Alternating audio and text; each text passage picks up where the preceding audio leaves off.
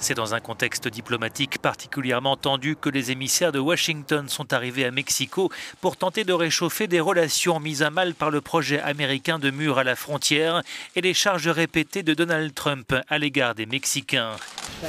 Mais ce jeudi, à la Maison-Blanche, le président américain ne semblait pas vouloir chercher l'apaisement en évoquant l'opération en cours contre les clandestins, en particulier contre les dealers mexicains. Vous voyez ce qu'il se passe à la frontière. Soudain, pour la première fois, nous mettons dehors des membres de gangs, nous mettons dehors des chefs de cartel, nous mettons les très mauvais gars dehors, et cela à un rythme jamais vu. C'est une opération militaire. À Mexico, dans une ambiance glaciale, aux côtés de leurs homologues mexicains, les envoyés de la Maison-Blanche tempèrent aussitôt les propos du président.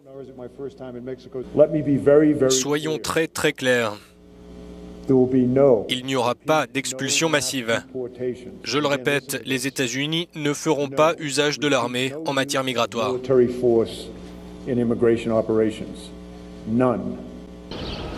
À New York, comme dans le reste des États-Unis, la peur s'est installée chez les Mexicains depuis la publication de directives qui durcissent les conditions d'expulsion des sans-papiers. Sauf exception très rare, n'importe quel clandestin peut être renvoyé.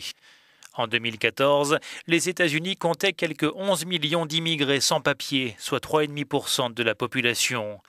Sur ces 11 millions, plus de la moitié sont mexicains. Chaque année, les Mexicains travaillant aux États-Unis envoient environ 23 milliards d'euros au total à leurs familles restées au pays. Donald Trump a promis de prélever une taxe sur ces transferts d'argent pour financer la construction du mur à la frontière, irritant ainsi un peu plus Mexico.